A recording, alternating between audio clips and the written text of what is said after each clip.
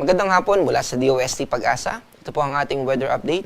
Ngayong Huwebes, February 12, 2026. Meron pong tatlong atmospheric systems ang nakakaapekto sa ating bansa. Unahin po natin itong shear line. Ito yung salubungan ng hangin na galing sa amihan at easterlies. At yung salubungan na yan ay nagpo-form ng mga kaulapan. Kaya yung naapektuhan ng shear line ay makakaranas ng maulap na kalangitan at mataas na tsansa ng pag-ulan. Dito yan sa Bicol Region, kasama yung probinsya ng Quezon, Marinduque, Oriental Mindoro, Romblon, Aklan, Capiz at Northern Samar. At ganyan din naman yung mararanasan ng mga kababayan natin dito sa Northern Mindanao, Caraga, Davao Region, kasama yung probinsya ng Cotabato at ganun din sa natitirang bahagi ng Eastern Samar or Eastern Visayas. Yung Northern Samar po kasi ay naapektuhan din ng shear line. Yung easterlies po, bukod sa mainit na hangin na dala niyan galing sa Pacific Ocean, ay may kasama rin ito na moisture na tutulong para mas tumaas yung tsansa ng pag-ulan. Lalo na in general sa eastern part ng Mindanao. Yung hanging amihan naman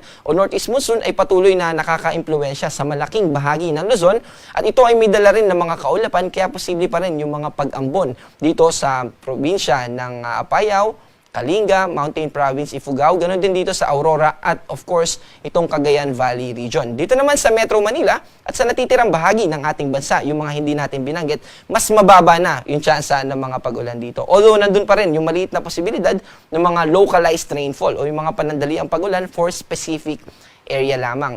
At yung tatlong atmospheric systems na binanggit natin ay patuloy na makaka-impluwensya sa magiging weather natin bukas. At yung shear line natin, unti-unti po, dahil sa paghina ng hanging amihan, dahil yung paghina na yan ay tutulong para umakyat yung axis o yung lokasyon na naaapektuhan ng shear line from nung mga nakaraang araw sa Eastern Visayas and then ngayon po sa Bicol Region and eventually unti-unti po aakyat yan sa Quezon hanggang sa mga susunod na araw. At ganun din naman yung impluensya ng northeast monsoon. Bukas ay makakadulot pa rin ito ng mga tsansa ng mga pag-ambon. Agwat ng temperatura dito sa Metro Manila ay 23 to 30, sa Baguio naman ay 13 to 23, sa Tuguegarao ay 21 to 28, at sa Legazpi ay 24 to 28. Yung temperatura po dito sa Luzon, in general, ay unti-unti aakyat po. No? So yung lamig na nararanasan natin ay unti-unting may mababawasan ng bahagya. Dito naman sa forecast natin, sa Visayas, Mindanao at ganoon din dito sa Palawan, yung eastern section po ng Visayas at Mindanao ay makakaranas pa rin ng maulap na kalangitan bukas dahil po sa easterlies. Pero yung central Visayas, western Visayas, natitirang bahagi ng Mindanao at ganoon din dito sa Palawan ay mas mababa na yung tsansa ng mga pag-ulan. Posible lamang yung mga localized thunderstorms. Ang agwat ng temperatura dito sa Puerto Princesa ay 25 to 30. Sa Cebu ay ganung amount din, 25 to 30 din. Sa Zamboanga ay 25 to 31. At sa Davao, ito po yung may pinakamataas na temperatura, 25 to 32.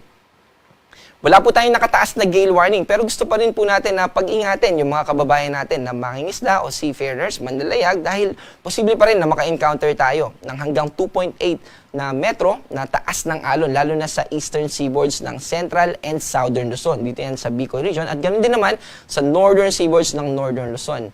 At gusto rin po natin na ipagbigay alam na sa mga susunod na araw, hindi rin natin nakikita na magkakaroon o magtataas tayo ng gale warning.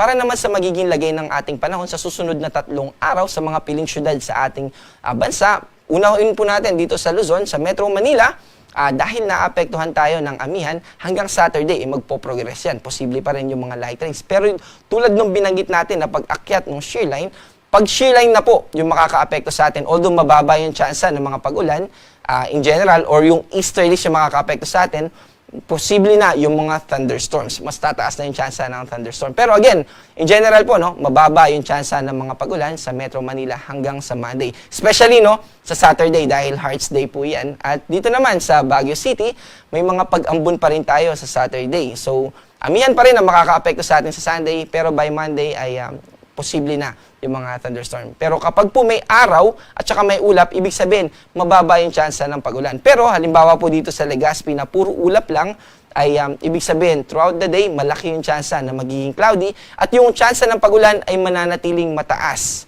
So sa Legazpi po, tulad ng binanggit natin, mababa yung tsansa ng pag-ulan dito sa Saturday, pero by Sunday and Monday ay dahil nasa eastern part po ito ng ating bansa, yung easterlies na makaka-impluensya dito ay magdadala ng mga kaulapan, kaya mas tataas po yung tsansa ng mga pag-ulan. Dito naman sa Mindanao, sa Visayas, itong Metro Cebu, ganun din dito sa Iloilo City, except lang dito sa Tacloban, no? Nasa eastern part din po ito ng ating bansa. Sa Saturday ay cloudy pa rin. Pero sa buong Visayas, except sa eastern part, ay makakaranas po ng maaliwalas na kalangitan, mababa na yung tsansa ng pag-ulan, except do sa eastern part dahil maapektuhan ito ng easterlies at hanggang Monday po ito. Dito naman sa Mindanao, sa Metro Davao, sa Saturday and Sunday ay mararanasan natin throughout Mindanao yung mababang tsansa ng pag-ulan. Pero may mga kaulapan dahil din po ito sa easterlies. So by Monday dito sa Davao ay magiging maulap yung ating kalangitan. Bahagyang tataas yung tsansa ng rainfall. So o yung mga pag-ulan. So hanggang kailan nga po ba yung impluwensya ng hanging amihan? Yung malakas na impluwensya ng amihan ay nagsisimula mainly sa December hanggang sa February. Yun po, yung dry season natin ay nahati sa dalawa. Yung cool dry season, ngayon po yun, December, January, and February, dito po dominant o mas malakas yung impluwensya ng amihan. Yung pangalawa naman, hot dry season, ito naman yung March, April, and May. So, pinakamalaki po yung impluwensya ng amihan doon sa DJF hanggang February. Kaya hanggang February po ay makaka-impluwensya sa atin itong amihan. Pero, that doesn't mean na matatapos na yung amihan. Actually, last year, nag-terminate tayo ng amihan buwan na ng Marso. So, malaking posibilidad din po na sa Marso pa matatapos yung impluwensya ng amihan. And also, i-note din natin na may cases naman na nag-extend hanggang early week o first week or second week ng April yung naglalas. May mga huling buga pa yung amihan. Pero sa ating pong forecast, no, malaking posibilidad na March po posibleng mag-terminate itong hanging amihan. Ang ating araw ay lulubog mamayang 5:59 PM at muling sisikat bukas ang ating araw ng 6:21 ng umaga. Ito po si John Manalo. Patuloy po tayo na sumubaybay sa mga ilalabas na updates ng Pag-asa. Also, wala rin po tayong minomonitor na low pressure area o bagyo sa loob ng Philippine Area of Responsibility at magpapatuloy yan hanggang sa susunod na 2 hanggang 3 araw. Maraming salamat po. Ako po si John Manalo. Mag-ingat po tayo.